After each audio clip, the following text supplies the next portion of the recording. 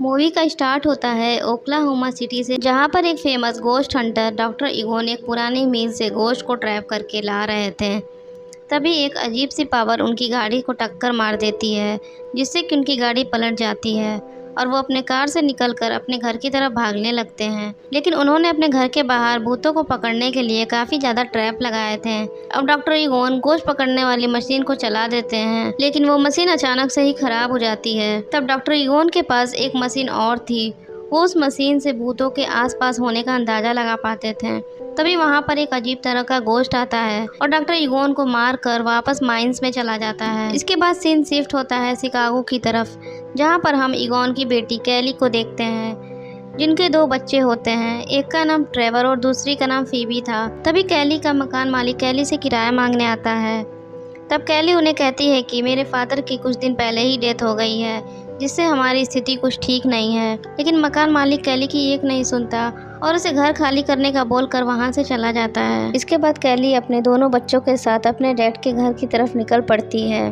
घर पर पहुंचकर ट्रेवर और फीबी घर के चारों ओर देखने लगते हैं। फिर फीबी दरवाज़ा खोलकर अंदर आ जाती है, जिसके बाद वो तीनों घर के अंदर के सामानों को देखते हैं। तभी अचानक से वहाँ भूकंप आने लगता है, जिससे डर कर वो तीनों एक टेबल के नीचे छिप जाते हैं। जिसके बाद कैली अपने बच्चों से कहती है कि अब हमें इन्हीं सबों के साथ जीना होगा, क्योंकि हमारे पास दूसरा घर नहीं है। तभी फीबी की नज़र गोश्त पकड़ने वाली मशीन पर पड़ती है, जो कि चेयर के नीचे गिरी हुई थी। वो उसे उठा लेती है। फिर रात में वो लोग एक कैफ़े में जाते हैं, जहाँ पर ट्रेवर की नज़र एक लड़की पर पड़ती है और वो उसे लाइक करने लगता है। वो लड़की उसी कैफ़े में काम करती थी और ट्रेवर भी उसी में जॉब लेने के लिए निकल जाता है। जिसके बाद कैली फीबी को समझाती है कि अब उन्हें यहीं रहना है, तो तुम भी अपने लिए एक दोस्त ढूंढ लो। फिर रात में फीबी के रूम में रखी हुई गोश्त मशीन ऑन हो जाती है और उसमें की लाइट अपने आप जलने लगती है। वहीं पास के टेबल पर रखी हुई चेस बोर्ड नीचे गिर जाती है। फीबी ये सब देखकर काफ़ी शॉक्ड हो जाती है, लेकिन वो चेस को ठीक करके दोबारा टेबल पर रख देती है। दूसरी तरफ ट्रेवर गैराज में आ जाता है, जहां पर वो गोश्त बस्टर की कार देखता है। नेक्स्ट मॉर्निंग फीबी देखती है कि चेस की एक गोटी खुद ब खुद आगे आ गई है। तब फीबी को लगता है कि इस घर में हमारे अलावा भी कोई न कोई है।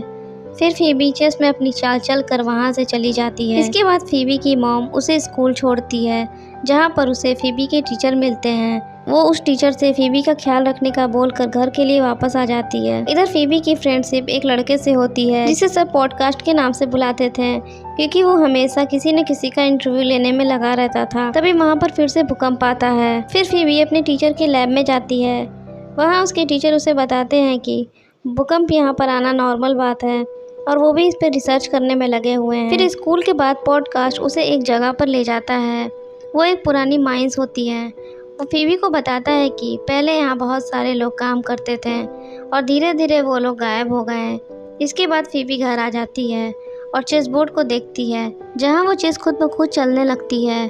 और अब तो उसे पक्का हो गया था कि यहाँ पर कुछ तो गलत हो रहा है। और तभी वो गोश्त मीटर भी ऑन हो जाता है। जब फीबी उस मीटर को उठाती है, तो वो मीटर उसे उसके ग्रैंडपा के रूम में ले जाता है। वहाँ उसे अपने ग्रैंडफादर की गोश्त ट्रैप मशीन मिलती है। नेक्स्ट डे फीबी उस मशीन को अपने स्कूल ले जाती है। वहाँ उसका टीचर उस मशीन को देखकर बताता है कि ये एक असली गोश्त ट्रैप मशीन है। वो फीबी से उस बारे में पूछता है, तो बताती है कि ये सब उसके ग्रैंडपा का है। उसके बाद उसका टीचर फीबी को बताता है कि आज से 20 साल पहले गोश्त बस्टर की टीम हुआ करती थी और ये मशीन उनकी मशीनों में से एक है।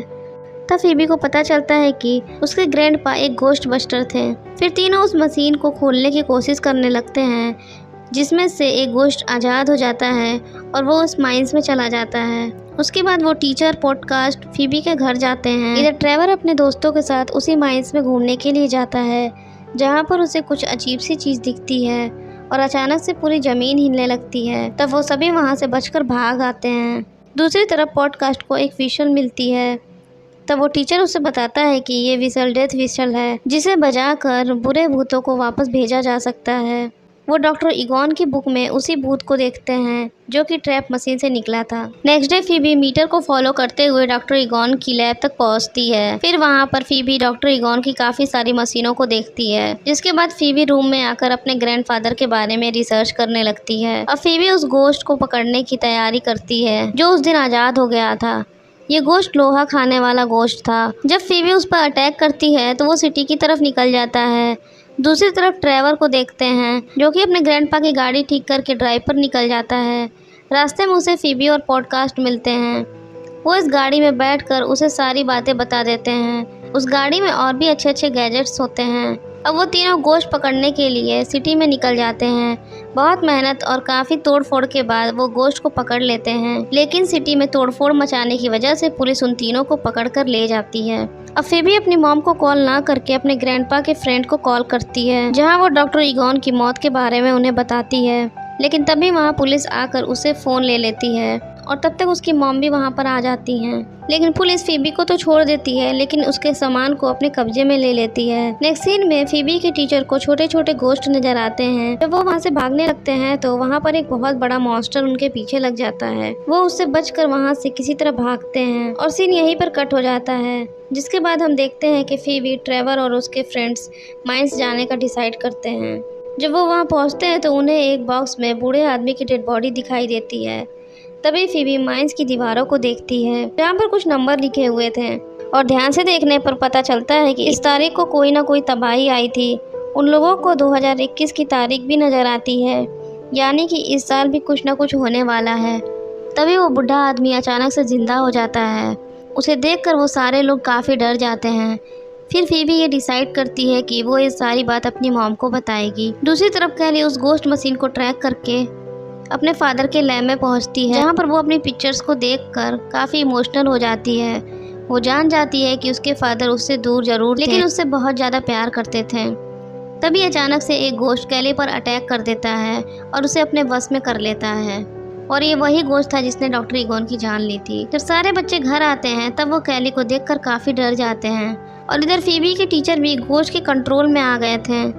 फिर फीबी के टीचर पूरी सिटी में तबाही मचाने लगते हैं और इधर कैली माइंस की तरफ निकल जाती है और सभी बच्चे गोश्त बस्टर का सूट पहनकर पुलिस स्टेशन निकल जाते हैं, क्योंकि गोश्त पकड़ने वाली मशीन पुलिस की हिरासत में थी। वहां पहुंचकर पॉडकास्ट लोहे खाने वाले गोश्त को आज़ाद कर देता है और वो गोश्त आज़ाद होकर जेल के लोहे को तोड़ देता है।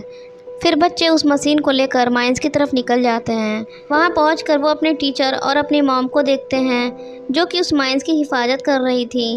और वहीं पे हम गोजर को भी देखते हैं जो कि इन गोश्त की गॉडेस होती है। फिर फीबी गोजर को डिस्ट्रैक्ट करने के लिए उसके सामने आ जाती है। तभी फीबी का फ्रेंड उस गोश्त पर अटैक कर देता है और तभी कैरी की बॉडी से गोश्त निकल जाता है। फिर बच्चे उनको बचाकर घर के लिए रवाना हो जाते हैं। अब गोजर और फीबी का टीचर उनका पीछा करते करते उनके घर तक पहुंच जाते हैं। अब इधर फाइट स्टार्ट हो जाती है, जहां पर फीबी की मशीन गोजर के सामने ढीली पड़ जाती है। तभी वहां गोश्त बस्टर की पुरानी टीम उनको बचाने के लिए वहां पर आ जाती है। ये डॉक्टर इगोन के फ्रेंड्स होते हैं, मगर वो लोग भी गोजर को हरा नहीं पाते।